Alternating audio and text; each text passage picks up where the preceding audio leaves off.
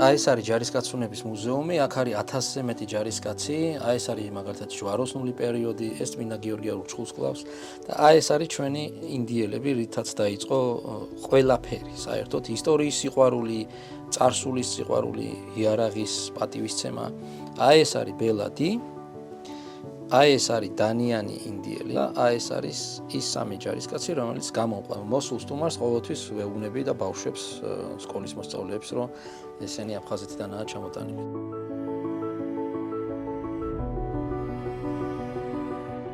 ბავშვობა ასოცირდება ამ ნივთებთან. ეს არის ინდიელები, ბავშვობაში ძალიან მიყვარდა სოხუმში აი ამაგენით თამაში. ეს სადღაც 10-9 წლის ვიყავი, როდესაც ასეთი თამაშობდი და ძალიან მიყვარდა ინდიელები. კარვებს ვაშენებდით, შტაბებს, რაღაც დავრბოდით, სულ თამაშობდით და თუ აი ეს მუზეუმი მაგალითად შევქმნით და მაქვს დიდი კოლექცია ჯარისკაცუნების, ანუ ისტორიის სიყვარული დაიწყო ინდიელებით და ინდიელებზე ისტორიების წაკითხვით. აღმოჩნდა, რომ კარგი ისტორიკოსებს ეხლაც კი აქვთ აი ესეთი მინიატურები და ისინი ან ბრძოლებს, ან დიორამებს, ან მაგალითად სამხედროებს, როდესაც რაღაცას უხსნიან, დიორამები დგება და ვინ რა როგორ გადაადგილდება. ძველად მეფეები თურმე აგროვებდნენ, იყო რამოდენიმე ცნობილი მეფე, რომელიც აგროვებდა ჯარისკაცებს და ჯარების გადაადგილებებს და გათამაშებებს, სამხედრო თამაშებებს ამით აკეთებდა. თუმცა ჩემთვის ამას ეს დატვირთვა არასდროს არ ქონდა.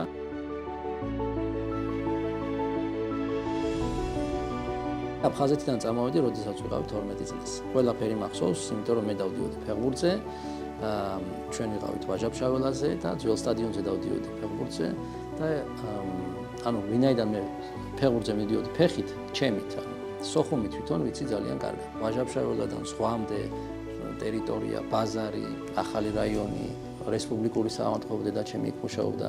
ეგ ყველა ტერიტორია კარგად მახსოვს.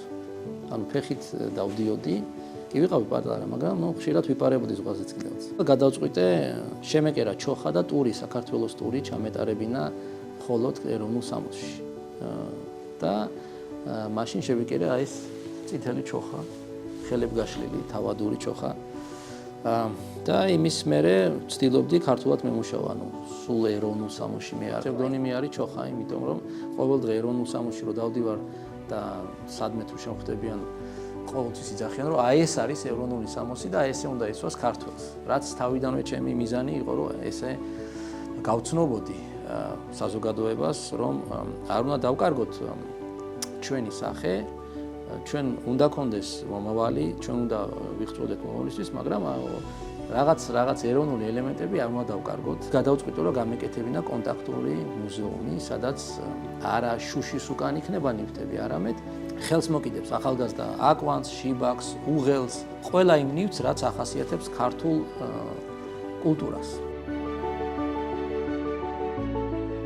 რომელიმე ერთ ტერიტორიას, რომელშიც იქნებოდა რაღაცა ძველი გარემო, იმას აღვადგენდი და გავაყვავებდი. ანუ სადაც შეიძლება მაგალითად რომელიღაცა ციხესიმაგრე, შეიძლება რაღაც გემი მიცურდეს და იქ დაიდგას რაღაცა ფესტივალი მოეწყოს. აი ამას გავაკეთებდი დიდი ხალისით. ეს ჯარისკაცები ალბათ ყოველთვის იქნებიან იქ გამოფენილები, იმიტომ რომ ჯარისკაცებს დიდი სივრცე არ ჭირდებოდა. სად? სოხუმში.